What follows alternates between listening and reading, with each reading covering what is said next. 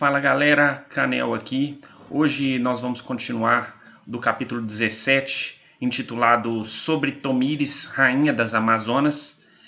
Talvez o capítulo fique um pouquinho grande e talvez eu acabe tendo que dividir ele, embora não seja minha intenção, porque eu pretendo fazer um vídeo só. Esse é o objetivo. Para quem foi direcionado a esse vídeo e chegou agora, eu sugiro que assista aos vídeos iniciais. São todos vídeos pequenos que resumem todos os capítulos um a um desse livro chamado Cidade das Damas, de Christine de Pizan, a primeira feminista. E eu vou deixar o link da playlist, onde começa do capítulo 1, na descrição do vídeo aqui embaixo. E no mais, já deixa seu like, seu joinha, seu comentário e, se puder, fortalece o canal aí fazendo a sua inscrição. Valeu? Vamos lá. Então, no capítulo 17... a Dama Razão ela continua a dizer que as Amazonas souberam manter vigorosamente e por muito tempo o seu reinado, e que o reino foi sucedido sempre por damas valentes e que se sucederam umas às outras como rainhas. Reinou naquela terra a sábia e corajosa Tomires, né? E essa aí foi conhecida como a mulher que conseguiu vencer e aprisionar Ciro, o rei persa, né, que foi o grande conquistador da Babilônia e de uma grande parte do mundo, e que Ciro, depois de muitas conquistas, né, essa história ela foi a seguinte: Ciro, depois de muitas conquistas, ele seguiu em direção ao reino das Amazonas, e quando a rainha soube que Ciro estava chegando com um grande exército capaz de dominar o mundo inteiro, ela se deu conta de que seria impossível conseguir vencer ele pela força e que era mais conveniente agir com prudência.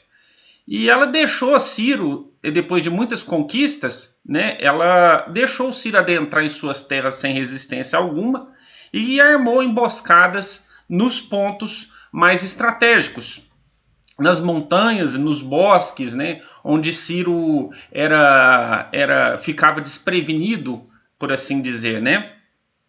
E ele era, nesses locais assim, ele era o exército dele era obrigado, era constrito a passar. E eles ficavam meio que encurralados pela própria localização ali. E quando ele passava por esses locais, ela fazia tocar a trombeta, né? E sem que Ciro desconfiasse de nada, ele acabou se vendo em apuros, sendo atacado por todos os lados. Como normalmente estavam passando por montanhas, locais de difícil acesso, elas arremessavam grandes e pesadas rochas lá de cima e esmagavam os soldados persas. E ao mesmo tempo em que elas faziam isso, elas encurralavam eles por trás e pela frente, impedindo de fugir e massacrando eles. Dessa forma ali, todos ou foram esmagados pela espada ou mortos pelas pedras, né? Com exceção ali de Ciro e dos barões dele, que foram capturados e trazidos com vida para um pavilhão que ela havia, que a própria Tomires mandou construir para a ocasião. E visto que Ciro tinha prendido e matado um filho dela, né, da Tomires, ela não teve piedade dele e mandou degolar a cabeça dele e de todos os seus barões na frente dele, né? E ficou, vamos dizer assim, que ficou conhecido na história, né, a passagem que ela fala, ela diz: Ciro, pela tua crueldade, pela tua sede de sangue humano, agora poderás beber à vontade.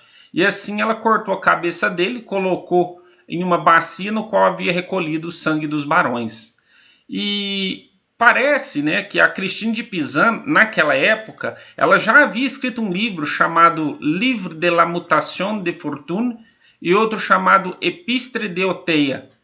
E que Razão estava, supostamente a Dama Razão estava citando esse assunto que também havia sido falado nesses livros, e que daria mais exemplos de outras mulheres poderosas daquela época, né, do passado.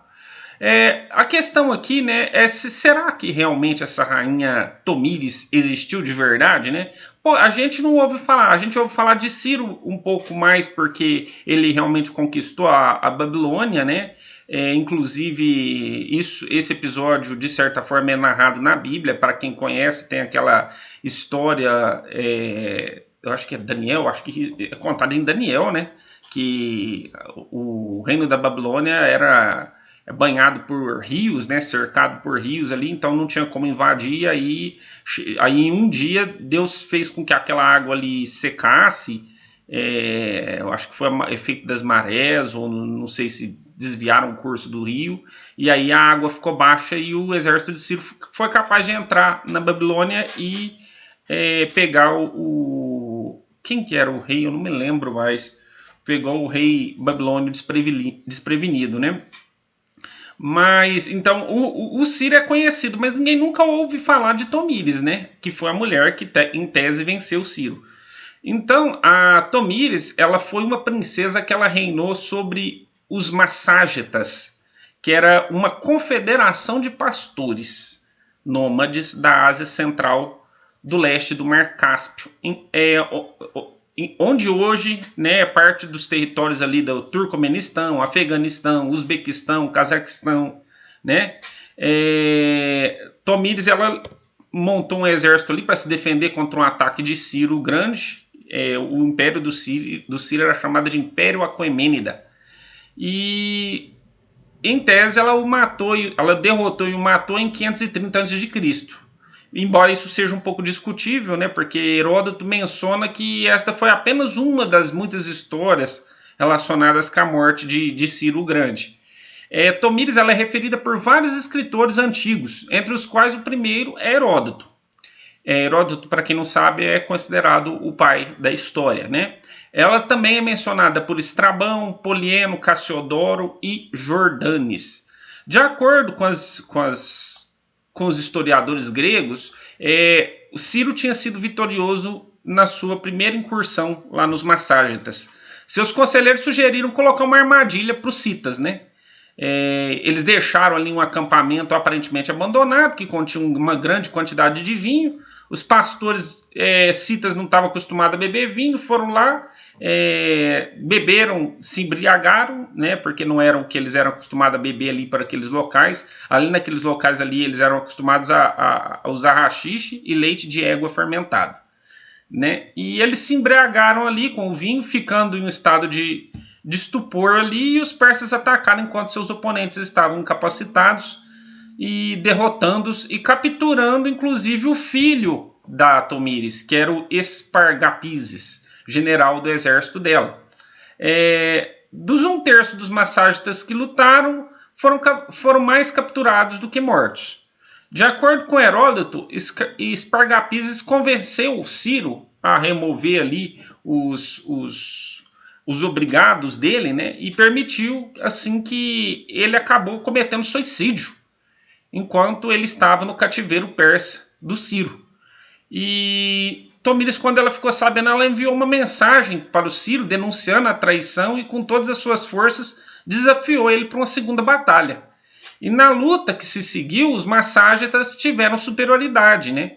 E os persas foram derrotados com um elevado número de baixas. Talvez tenha sido essa história aí contada pela Cristina de Pizan, né? De acordo com Heródoto, Ciro foi morto e Tomíris teria decapitado seu cadáver e empurrado sua cabeça para um odre cheio de sangue humano. Ela teria sido citada dizendo: "Eu avisei que eu iria saciar sua sede de sangue e é assim que eu devo fazer." E Xenofonte, por outro lado, diz que Ciro morreu tranquilamente em sua cama, e uma série de outras fontes relatam diferentes causas da morte. O que se sabe sobre a Tomíris, que é de quem realmente nós estamos falando, né?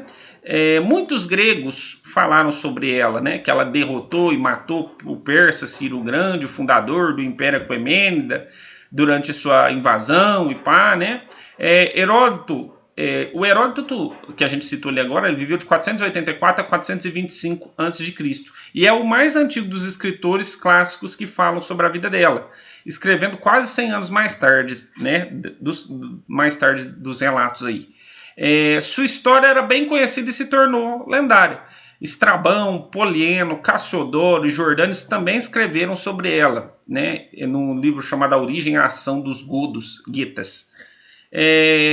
Eustache Deschamps adicionou Tomíris e sua poesia como uma das 9 mulheres heroínas no final do século XIV. Ele fez ali um acervo de poesias em que ele acaba citando ela também, né? E a história da Tomíris, de certa forma, foi incorporada na tradição da arte ocidental. Tem se você procurar na internet, você acaba achando algumas fotos. Acho que vou até colocar uma delas no na capa desse vídeo,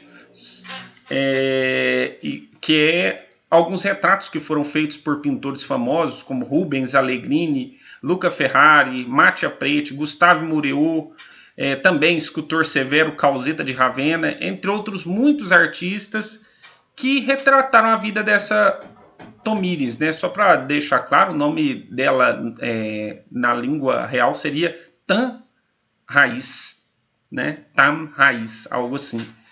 Que daria, né? Tamires, mais ou menos.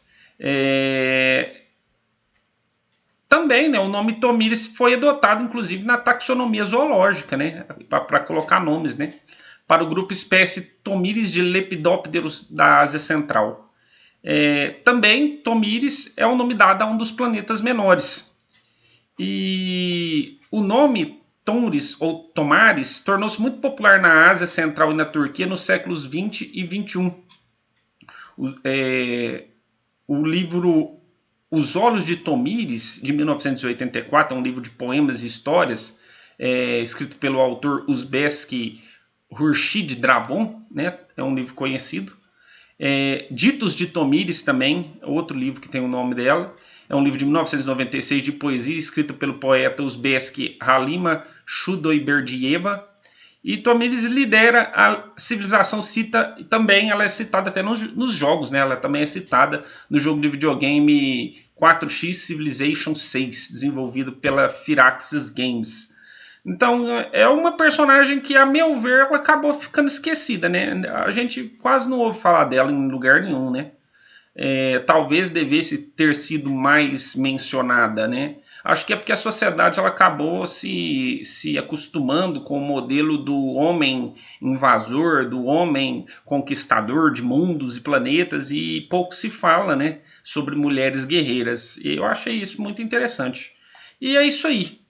O vídeo ficou um pouquinho longo, maior do que o que costuma ser, mas eu espero que tenham gostado. Deixa seu like, seu comentário, se concorda, se não concorda, se tem algo a acrescentar. E é isso aí. Até mais, até o próximo vídeo.